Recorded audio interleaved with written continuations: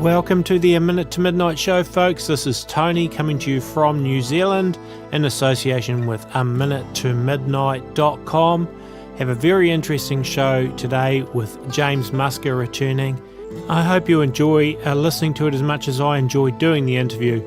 And I want to say thank you to people that donate to help keeping A Minute to Midnight running, because we do run this entirely by donations. I want to offer a very warm welcome to James Musker back on the A Minute to Midnight show on the other side of the world there in England. And once again, it's nice to be talking to someone who isn't in New Zealand or in the United States of America, who most of the guests are either in one of those places. So nice to be chatting to you again, James. Thanks very much for having me. It's a pleasure to be here. Well, the last show we did was very well received and I thought it was a great show. So I've been looking forward to doing a follow-up show. So maybe just give our listeners a very quick rundown again, if they haven't heard the first one, about who you are, where you are, and about a book that you wrote. Yes, well, I live in England. I was brought up in the home counties. I am a businessman. I'm also a theologian. I took a degree in religious studies and very keen to study the New World Order and Christianity that I took to quite a high level. With a degree, I studied Hebrew, Aramaic, and some Greek. And I started to write this book a few years ago because I noticed that there was a gaping gap in the information about the New World religion and how it might emerge and the derivations of it, etc. So that's what I wrote. And what was the name of the book again? You might want to just tell them. Yeah. Sure. It's called The New World Religion and the Beliefs of the Elite, and it's on Amazon. And it's a fantastic book. I still haven't bought a hard copy of it yet, but I've got the PDF copy, and it's a fantastic book. So people could certainly do very well to buy it. Okay, so now why actually is the New World Religion so important to know about and understand? Well, it's all well and good looking at the political and economic situation that we're in the world. But basically, in my opinion, the game is over in terms of us being able to make any political or economic changes to the institutions and the makeup of the society in which we're in today. You could say that the political situation was, the takeover had already happened by about 1900. Some people might say earlier, some people later. And the economic situation, I suppose, could be said to have been accomplished in about 1913 with the creation of the Federal Reserve. But the media as well, you could say that was taken over in sort of 1890 onwards. So these are big, powerful men behind the corporations, behind the governments. And so my view is that there's no point writing a book about the political and the economic. I mean, it's interesting and it's good and it's needed, but the corruption there and the obfuscations and the hiding of information, that the game is over with the media and the economic and the political and even the military as well. At the moment, we're seeing unprecedented global power, weapons, enough to destroy the world. What's the point of writing about that? But the New World Religion, that really is an interesting subject because it's about how society's being slowly brought into this new system, the new Masonic society.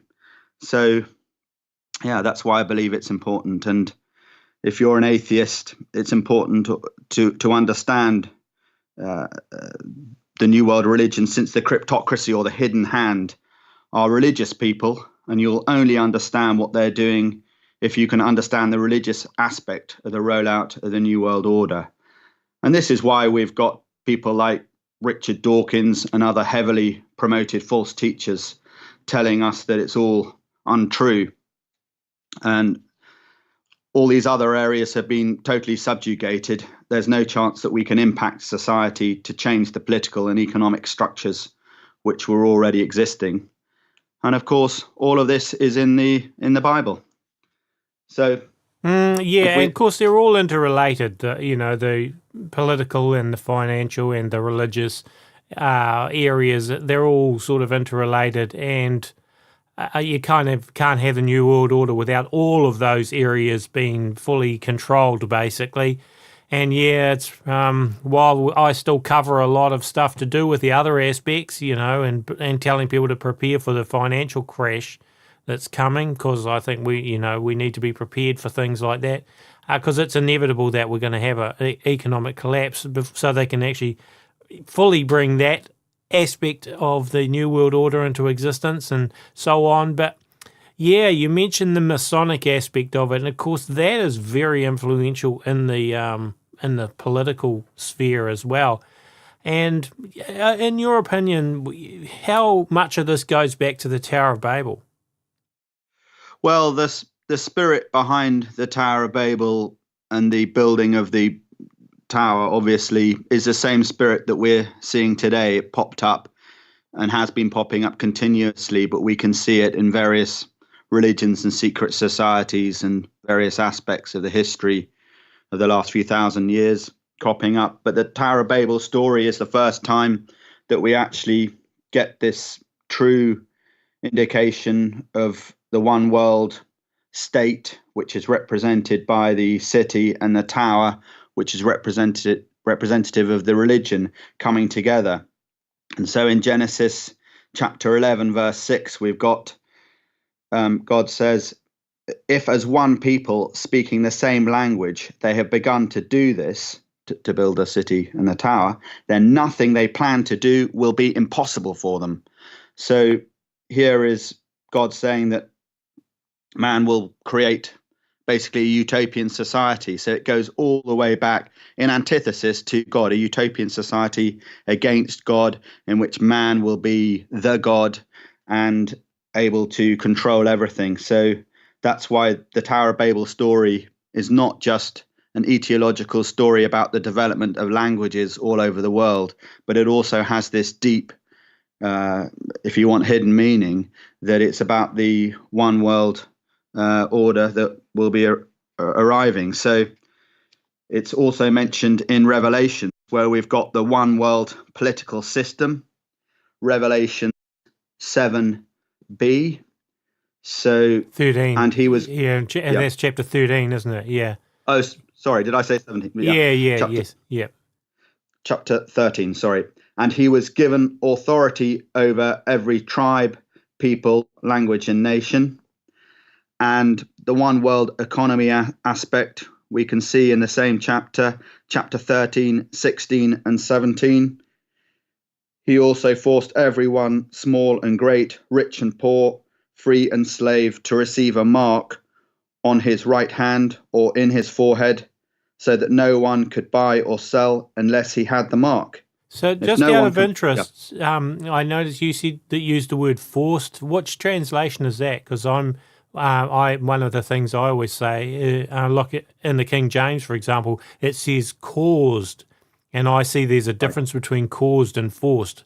One is, sort of makes it appear that no one will have a choice, everyone will be coerced into doing it, whereas caused could mean that people actually embrace it and want it.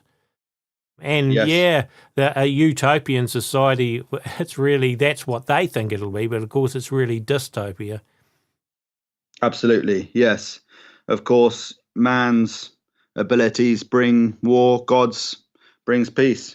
But yes, it's the NIV that I'm using here. And I know it's not perfect, but I like the Old Testament from the NIV because it's exactly as I would translate it, the NIV. I'm not so good on the Greek, so I do use the NIV. Yeah, it does say forced, it might be caused. And the other thing in that verse is you've got the word to receive a mark in or on. There's the other issue there, that the actual Greek apparently is more to do with sort of implanted an idea of it being inside, not on. Which is what the King James brings out, and the New King James as well, I think, from memory. But yeah, they use the word in. Yeah, so that's great. And then we've got the one world religion obviously mentioned in chapter 13, the same chapter, 3, verse 3b. The whole world was astonished and followed the beast. Men worshipped the dragon because he had given authority to the beast. And again in verse 8, we've got all inhabitants of the earth will worship the beast, all whose names have not been written in the book of life, belonging to the Lamb that was slain from the creation of the world. So there we have it. The New World religion is there. What is it? It's probably a type of Luciferianism. They know that they're worshipping the dragon. And the New World religion is the only major area which has not been subdued.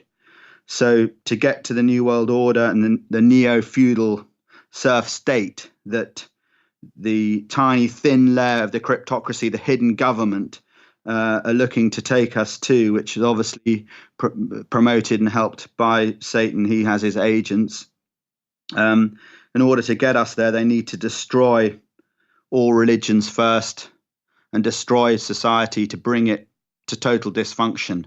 And that's what we're slowly seeing. On the one side, we're seeing things getting better materially, and that's part of this story as well. But on the other, we're seeing our morality being recalibrated as they wish to take us into a Masonic society. So, yeah, and so again, I think that to me suits the word caused more too, because yeah, I agree that they're trying to bring us into a Luciferian Masonic society, and which means I think people will actually embrace it in the end rather than be forced into it. I mean, of course, if you don't take the mark, that's it. It's curtains for you. But I think a lot of people will just embrace it and want it and think that those who don't want it are the idiots, the Neanderthals sort of thing. Anyway, I could be wrong, but that's what I'm expecting. Oh, well, there are lots of indications that that's correct, Tony, that it's there, so, yeah. The other issue is, how are they going to bring us to this position? Obviously, Satan's busy building up society to take us there. God's obviously sovereign behind everything, but how are they going to actually get us there? They've got hundreds of years, thousands of years to get us to that position of the last 7 years, the tribulation at the end. And that's what we're seeing now, this slow, subtle manipulation and indoctrination, recalibrating everyone's moral code, using institutions to reduce and twist doctrines to fit in with other denominations and to bring us all together into this coexist sort of religion, graying out all fundamentalism of any type. And, if you take the doctrines of the Bible fairly seriously, they'll be trying to knock that down. And one of the ways that they're doing that is to advertise bad Islam.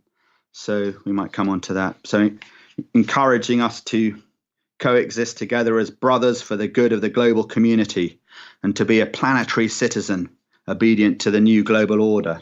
So this is, I believe, the direction that everything we see is going in. You go to the cinema, you got adverts that are putting you over into the New World religion.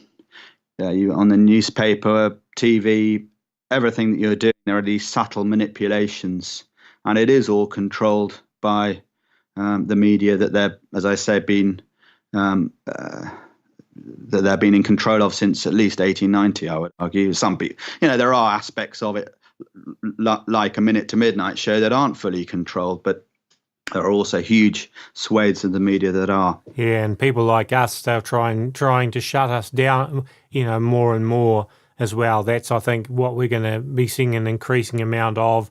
As censorship comes in, they'll eventually try and get rid of all the dissenting voices like ours. And I just listening to what you were saying there, it sprung to my mind, something I've been drilling a lot lately, is how much they, in churches and so on, they're including as above, so below into everything. Bethel Church, for example, they use that actual saying in an advert for a conference they did. The Message translation of the Bible is included in the Lord's Prayer. And it's quite plainly an occult distortion of things, because it's come straight out of the Emerald Tablet and the Zohar. And New Agers have written books on it, and occultists like Alice A. Bailey used the term as above, so below in her works, and yet we're seeing it subtly brought into Christianity in the last few years. And I don't think that's any accident in it either, because it's bringing the occult. It's kind of equating Christianity with the occult in a sense, so it becomes easier to embrace all those occult things. Yes, that's right. They seek to destroy the doctrines, grey it all out, bring us all in to their system. And yeah, as above, so below is a Hermetic principle from, as you say, the Emerald Tablet. So that's very interesting. And so I wanted to quickly look at the protocols of the Elders of Zion, the Learned Elders of Zion, which is supposedly a hoax. I don't think it's a hoax at all. I agree. I don't think it's a hoax either. I also don't think it's written. I think it's written in code. I don't think it's actually written about a Zionist, as in Jewish, conspiracy at all. It's written in code. Everything the Illuminati did was in code, and I think that's the same with the protocols. So, yeah. Anyway, yes. I'm not sure what your thoughts are on it, but yeah, carry on. No, similar to that, Tony. Absolutely. This is a very interesting book to read, and it is available on the internet for free if you, start page or Google search it.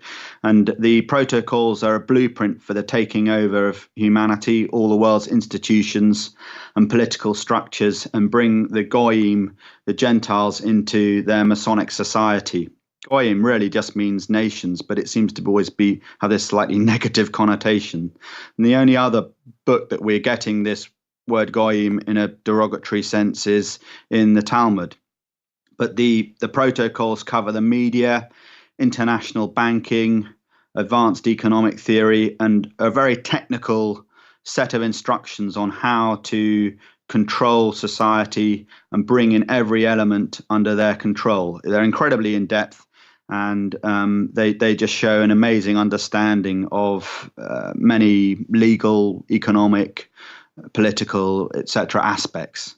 So the so-called experts would have us believe that the protocols are a forgery, and you'll basically get this all over the mainstream media, and that they're being used as a method of whipping up anti-Semitism.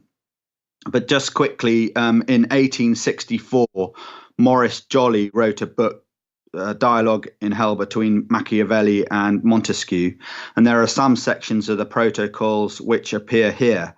And since the protocols were published in 1903, the mainstream hoax view is that the writer of the protocols must have copied them from Maurice Joly. But actually the reverse happened. Maurice Joly he was a Frenchman, he was a Mason, and he was a Jew. He saw the protocols and was aghast at them and decided to put them in his book. How else was he going to get the information out there? And he was a member of the Mitzrayim Masonic Lodge in Paris.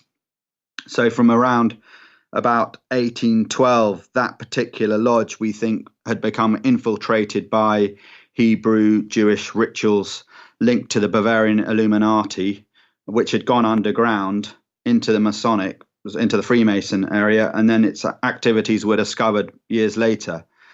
And then the protocols were subsequently used by the Russian secret police as a method of whipping up anti-Semitism, so that they went to France, they found this book, and then they got it translated from the French into the Russian to create the protocols.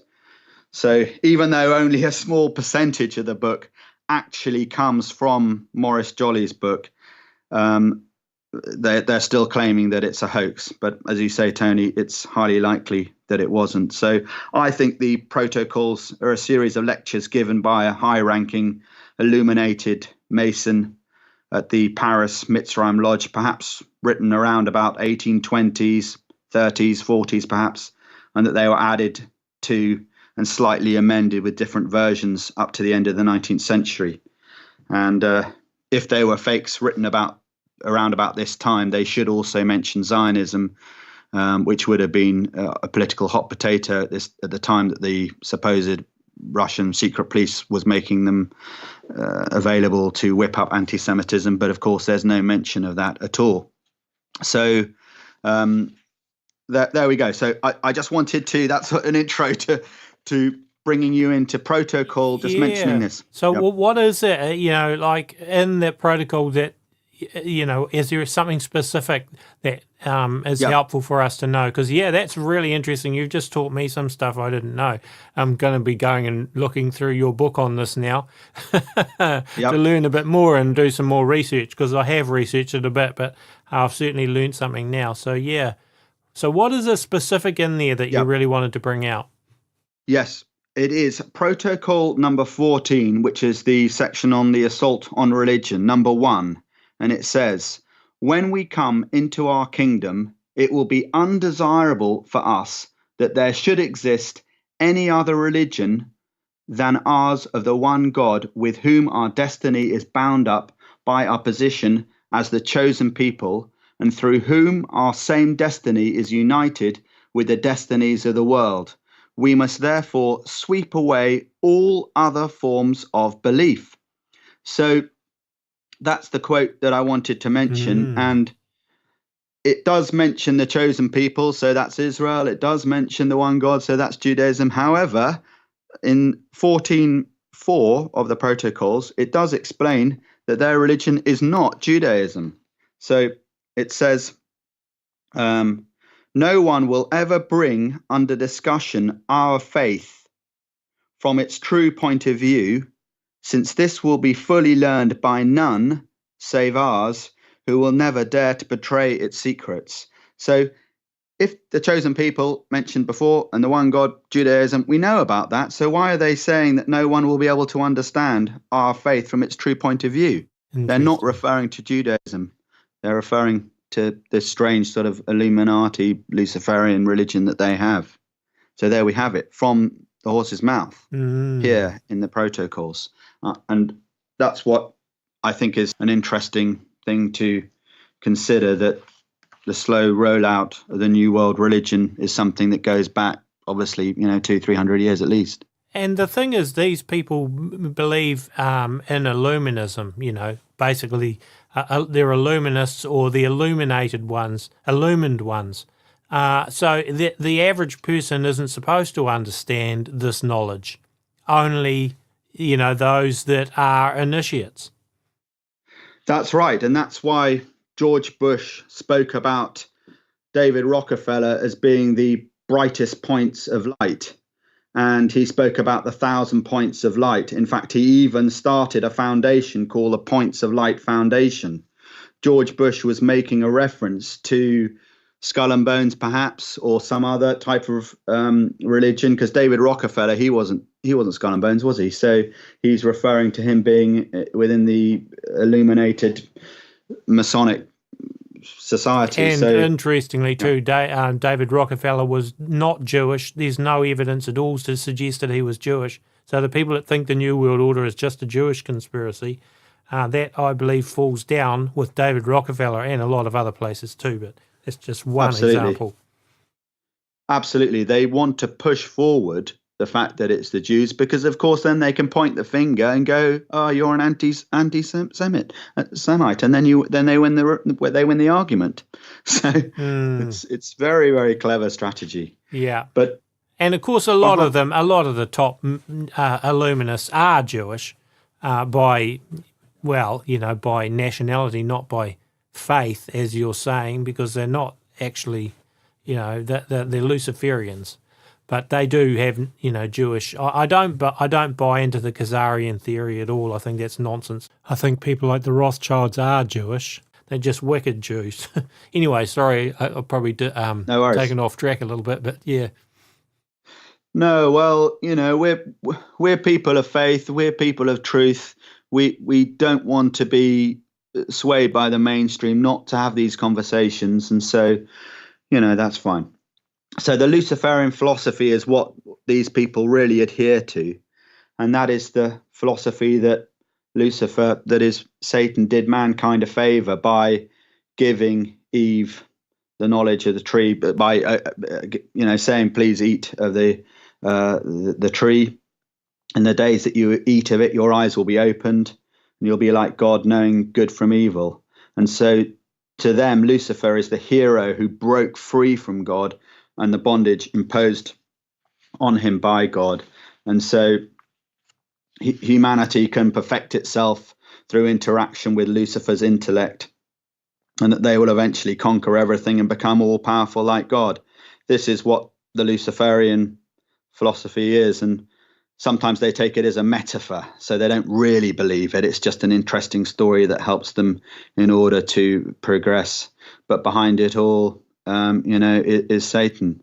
So in their twisted view, God held Adam and Eve as prisoners in the Garden of Eden and stopped Eve from eating of the tree of knowledge. And it was the shining light of the good God Lucifer who enabled mankind's eyes to be opened and illuminated by eating from the tree. So it's linked into the idea of Lucifer being the light bearer. You've got Lucy or Lucis in the Latin, and fer meaning carrier, and that's a translation from the Hebrew halal, which means shining.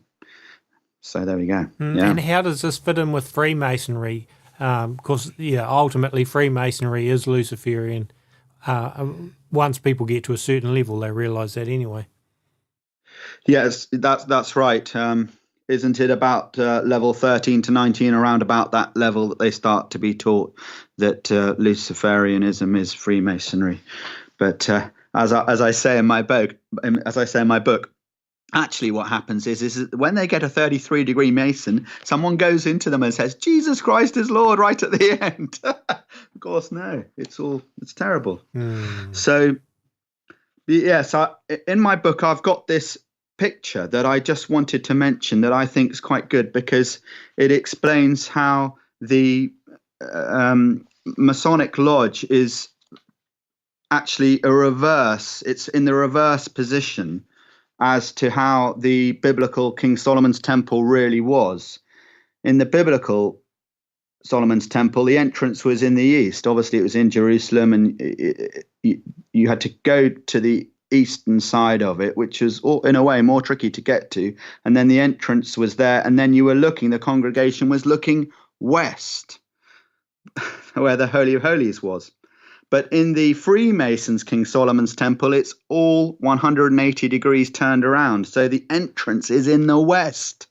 And the people, although they do look opposite each other, but the worshipful master, he sits in the east. So they're looking eastwards. And so, like everything to do with Freemasonry, it's all the wrong way around. So just wanted to quickly I didn't know that either. So that's another interesting thing I just learned. Yeah, well, it's mentioned in Ezekiel. He mentions it, Ezekiel chapter 8, verse 15 to 18. Do you want to quickly look at that? Yeah. Yeah, okay, quickly get to Ezekiel.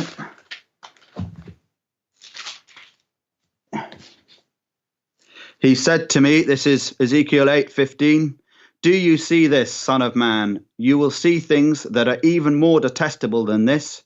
He then brought me into the inner court of the house of the Lord, and there at the entrance of the temple, between the portico and the altar, were about 25 men, with their backs towards the temple of the Lord and their faces towards the east. They were bowing down to the sun in the east. Ezekiel, he could see all this. He knew all about it. So that same, Freemason secret societies, they had them even in these days, old Bible days. Yeah, that's very interesting. Yeah. Well, yeah. So, and how does Hermeticism fit in with all of this? Well, I think that it's quite important to understand Hermeticism, because this is the foundation upon which I believe a lot of modern occultism is built upon.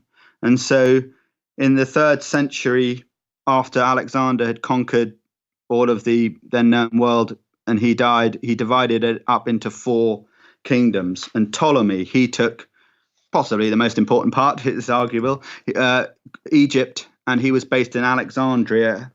And he started a fake religion because he joined Egyptian religion with Greek philosophy and Hellenism to form Hermeticism. So Ptolemy, he promoted it. He built statues. He built the Serapeum, which is where the god Serapis was. And so there's the bull god of Apis, which is what the Greeks worshipped. And then there was Osiris, the Egyptian god of the afterlife. And Apis was the same Baal Old Testament god that you have in the Old Testament. And Hermeticism is the old religion which grew basically into medieval alchemy. And it's from this that the main Western roots of magical thought are derived. The main river of modern occultism and secret societies, I believe, flows from this joining of Greek and Egyptian. So the main central figure of Hermeticism and alchemy is Hermes Trismegistus, who was the thrice great Hermes, and he was said to have written the Corpus Hermeticum and the Emerald Tablet. Well, maybe he didn't write the Emerald Tablet, but it's related to that, which was rediscovered during the Renaissance. And so it's the same. They claim he wrote the Emerald Tablet anyway. Yeah. Well, there's all sorts of claims about the Emerald Tablet, but we've never seen it. There's no proof there even actually was a literal Emerald Tablet. But Right. And then, some other groups of in modern times have come up with a whole group of supposed Emerald Tablets, plural. Yeah, but that is a hoax, I believe. Probably the original Emerald Tablet, singular, maybe did exist, but all the supposed other Emerald Tablets, there's just no evidence for that at all. So, Yes. very interesting. And, of course, Yes. as mentioned, that is where As Above, So Below came from, either there or the Book of the Zohar, depending on which one is earliest. Probably it's the Emerald Tablet that was earlier than the Zohar, but but anyway, it's found in both of those places. So why on earth are you using it in Christianity? It seems to me a blatant distortion. Absolutely, yes. So if you're in a church that's got that, you need to do something. But Hermeticism is of interest because it's where you get this idea of emanationism from, and this is something where it's the concept that at the creation of the earth and the universe, etc., that it was a gradual flow out from the first reality, who is God. And this gives rise to a second reality, which is a lesser creation, which gives rise then to a third reality. And so it goes down. Each reality is less divine than the one before. And in this manner, we have the fallen state that we're in now, according to this belief system. So at each level of the hierarchy, it is less perfect than the step before. But the thing is that this also teaches, therefore, that in order to get back to God, or in order to become a God, you can reach up and climb slowly back the planes of existence towards God. And so that is what a lot of occultism is about. So that's why you've got all these degrees.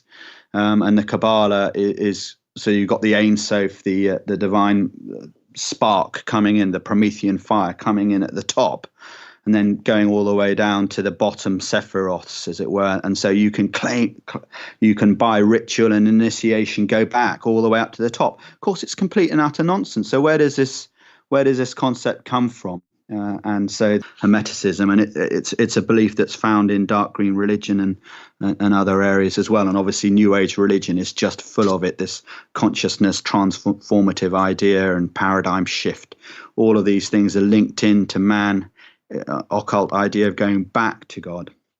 And of course, the New Age beliefs stemmed with probably originally Blavatsky, and then definitely Alice A. Bailey was the mother of it. And this all comes back from Theosophy. How does all that fit in with what's going on today? Yes, well, the UN is directly linked into Theosophy with their meditation room, and also arguably the Ark of Hope that they have at the UN building in New York. And so Madame Blavatsky started the religion in 1875.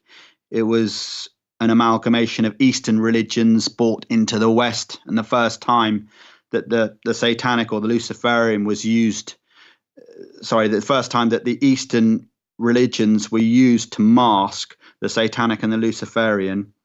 And so she taught about the ascended masters as being highly evolved beings, who are running society and humanity from Shambhala, high in the Himalayas in Tibetan plains.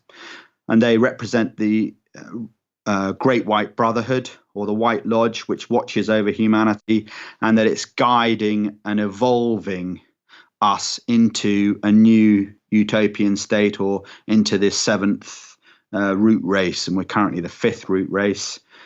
So Theosophy teaches reincarnation, and that the purpose of life is a sort of spiritual emancipation of the soul to return back to the solar deity.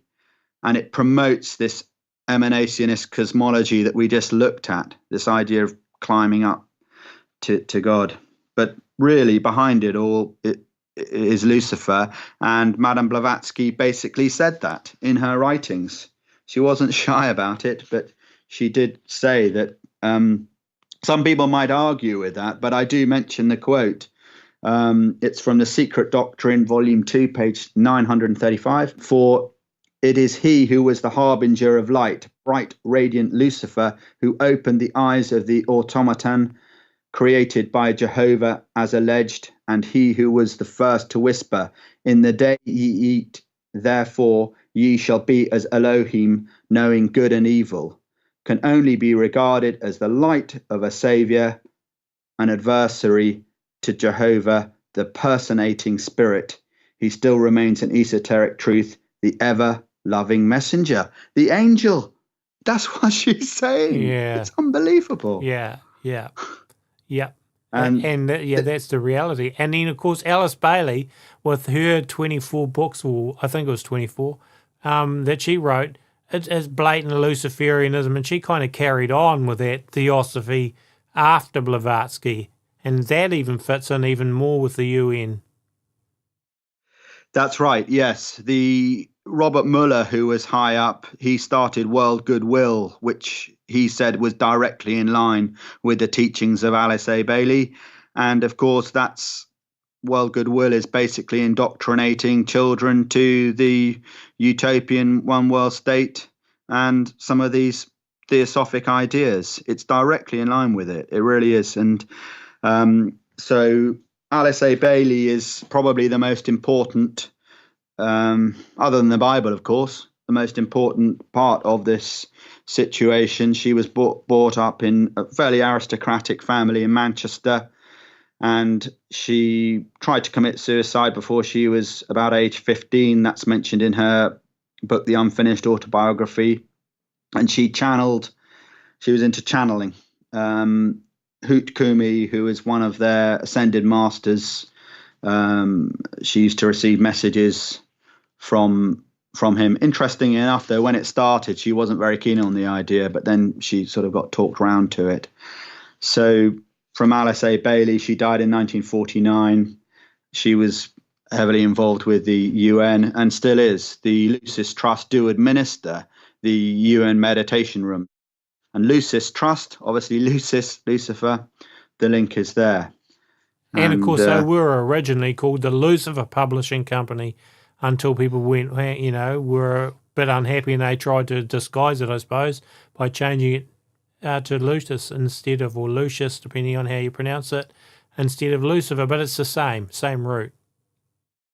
Yes, absolutely. And so from there, we've got the Ark of Hope as well, Tony. That is a fake Ark of the Covenant that they have built, and on each side it has a spirit. It has a water, spirit, air, earth, and fire on each side of the panels, and it has a 96-inch carrying pole which is said to be unicorn's horns, which is an obvious reference to the New Age religion. And within the Ark of Hope is the Earth Charter document. And this is quite an important document because it's said to be the prototype New World Order constitution. It contains sort of a lot of dictates and ideas. For example, recognize that all beings are interdependent and every form of life has value. That's fantastic, but yet it's not, that doesn't really include it's a bit anti-abortion.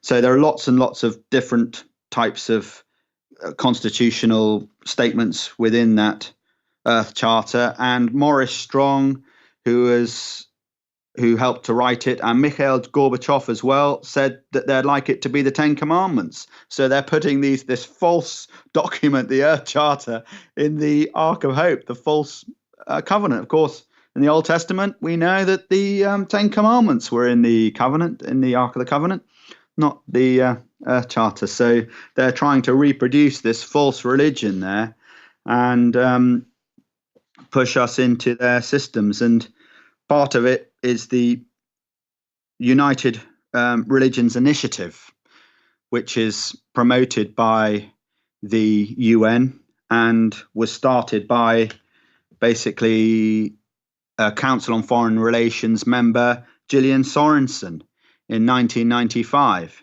She started to promote this concept of getting all people talking about their religions with each other, which is good in a way. I'm not saying that that's bad, but at the same time, we can quite clearly see that United Religions Initiative is also about creating a common ground and shared values in order to slowly grey out doctrines and to create this false conversation.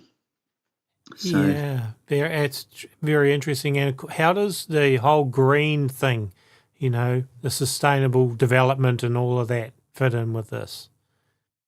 Well, it is quite important to know about that because they are promoting the ecology and the green environment in order to use that as a method to create common ground.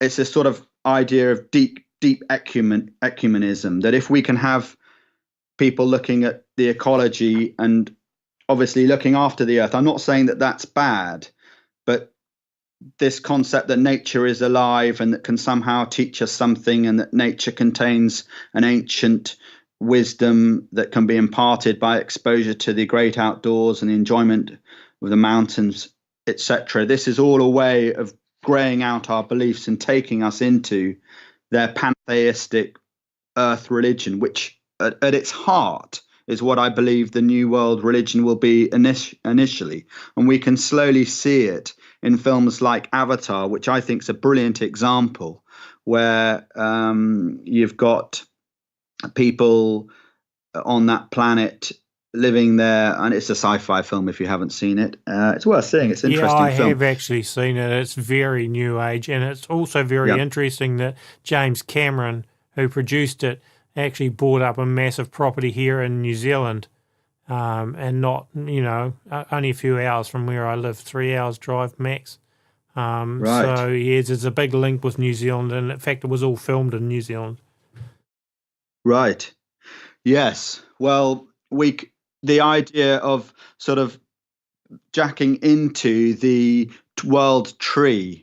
Jesus was on the world tree, but this time you're sort of plugging into the world tree in order to receive information. And could this be a shadow of the mark of the beast, the neural hive network that I mentioned in the book, that slowly we're being brought into? Obviously, we don't know. It's transhumanism that I'm talking about here, that eventually our existence will only be possible if in some way we can download our mind in some way, or upload thoughts and access the computer directly and information through this transhumanist network, that will only be able to exist with that. Could that be the mark of the beast, and that the image of God has been extinguished? So just going back a little bit, dark green religion is something that was first mentioned by Ralph Waldo Emerson, and he wrote a book, Nature, in 1836. And it's dark green religion, dark because it refers to the belief that nature has an inbuilt sacredness and is alive with the godhood, and green because it is flowing from a deep sense of belonging to the connectedness of nature. And so man is simply another creature belonging in nature and is a product of evolution. So that's what dark green religion is, and that's pretty much in line with the scientism on evolution that we see today. So that's why I think that in order to bring people into this new societal religion, dark green religion as a civic utilitarian religion, may be what they're wanting to do. And it's interesting how, commonly people refer to Mother Nature and Mother Earth. It's kind of like a counter of God, really, and very much Gaia worship or Earth worship, really. But most people just use those terms without even thinking about it. Yes, because if you can bring up this idea of people living their lives to glorify the earth, then it means that they can get rid of nationalism. So it would reduce people's sovereignty. And this is what I believe is that the New World religion will be the system that the New World Order, it's all directly in line with the Sustainable Development and Agenda 21.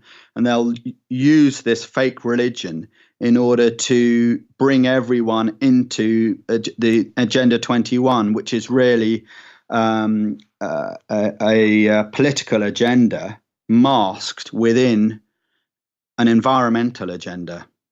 So that's what this sort of Gaian animist concept is, and it's mentioned in The Lion King. We get this circle of life song, and once you've got an idea of it, you will see it everywhere, and that's why the Pope was saying that in his 2016 encyclical, he made the claim that it was the biggest threat to our existence, the environment. So he's beating the environmentalist drum.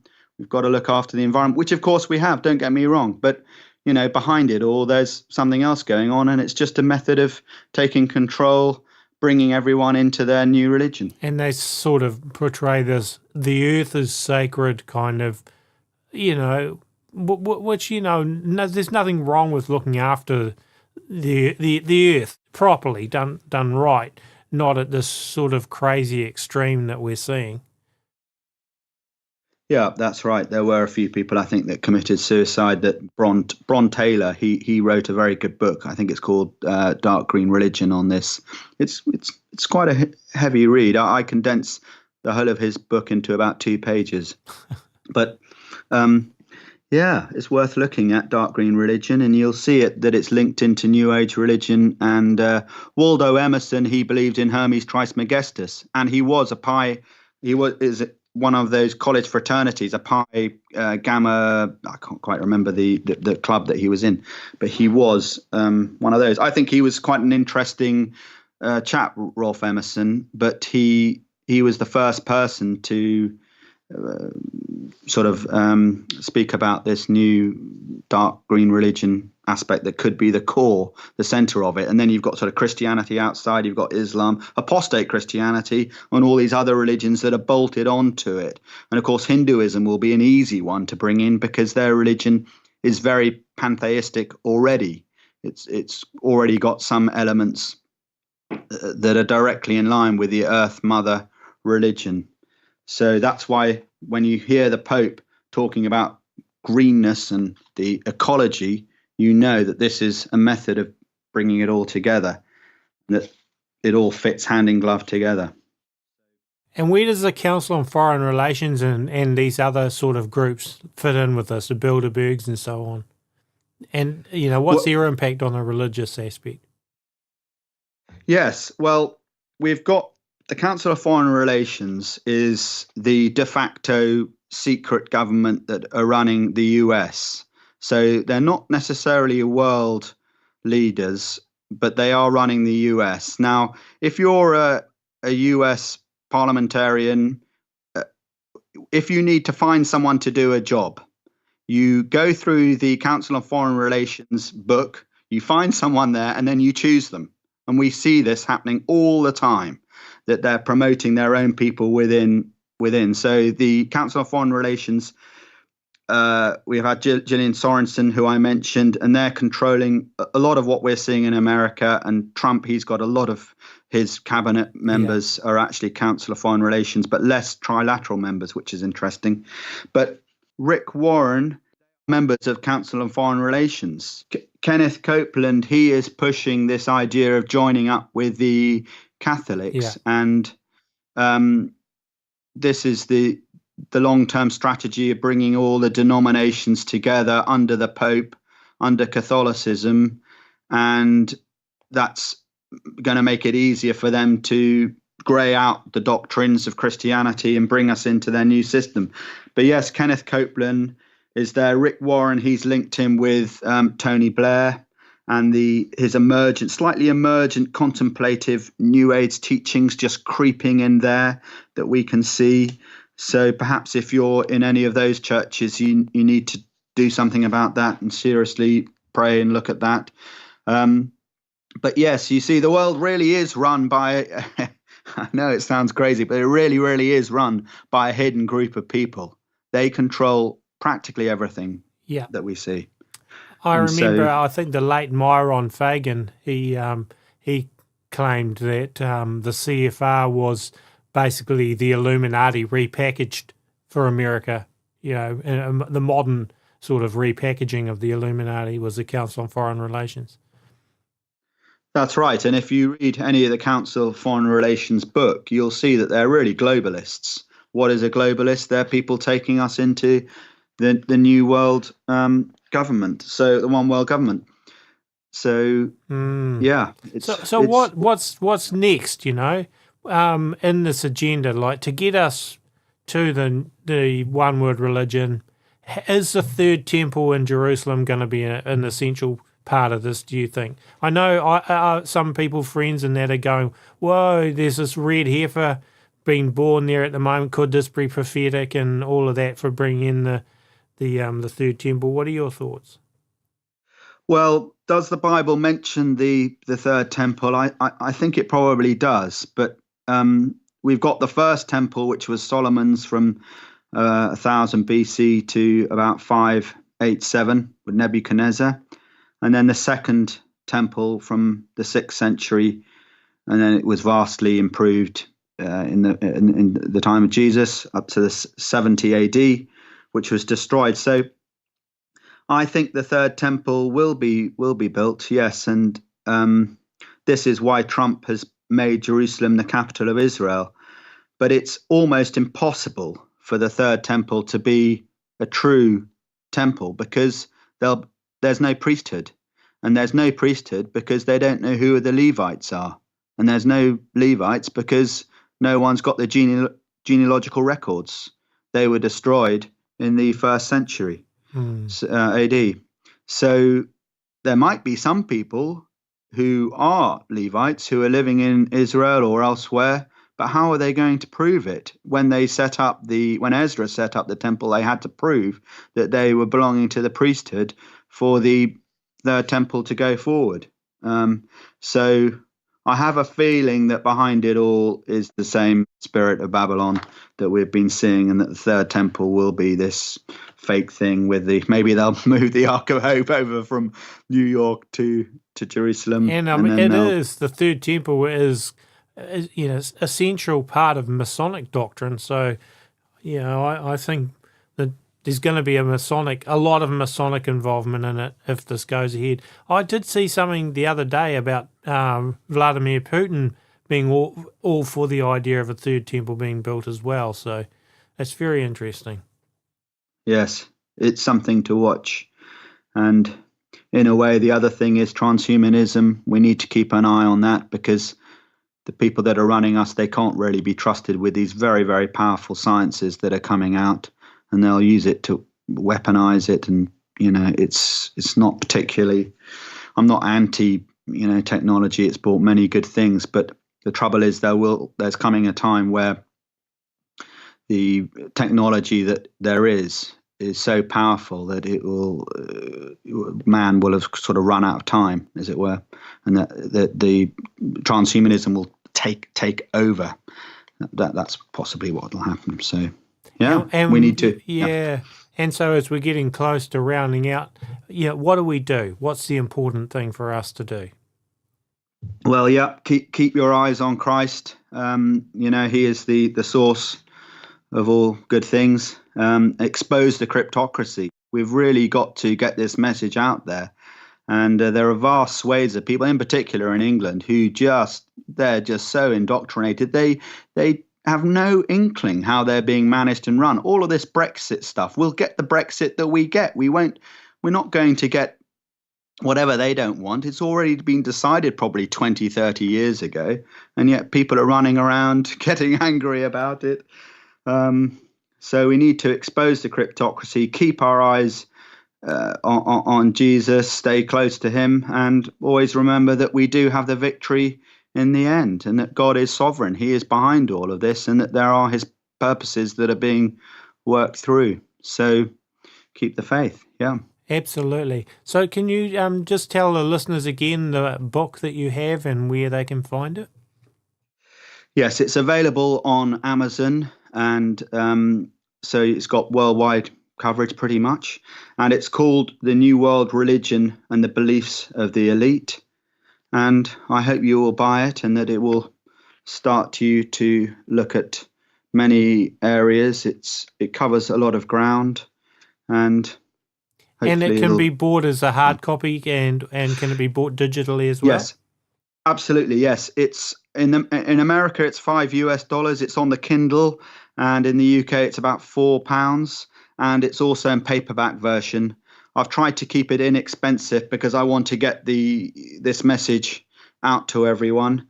And yeah, please do buy it. And I would definitely say that if people have a few resource books that on these type of New World Order topics and that this one is a must.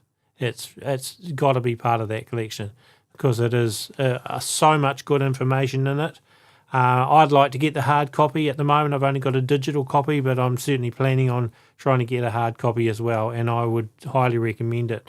So it's been fantastic talking to you again today, James. I've really enjoyed it, and the hour has flown by. Yeah, has gone quickly, yes. Thank you, Tony. It's an absolute pleasure to be with you, and I wish A Minute to Midnight every success going forward. And thank you, and no doubt we will be talking again in the future. So, yeah, thank you. It's been just a pleasure to be talking to you, and I've thoroughly enjoyed it. Thank you, Tony. God bless. God bless you too. Well, folks, I hope you enjoyed that. Actually, after the interview, James told me that he's going to send me a hard copy of his book, so that's very generous of him, and I'm going to really look forward to getting a hold of that copy. And folks, don't forget to like the video and to share it. And if you haven't already subscribed to our YouTube channel, do so. And you can find our shows on YouTube, on iTunes, and also on our website, aminutemidnight.com. All the music in the shows is my music. I write, play and record it. And you can find music on our website if you want to download the A Minute to Midnight music for free. And we do run A Minute to Midnight, as I mentioned at the beginning, completely by donations. If you're able to help us, that's awesome. And I just want to say thank you to the people that do, because we couldn't run this without your help. That's about it for this show. Thank you for listening. Hope you have a great week. God bless, and we'll catch you in another show in a few days' time.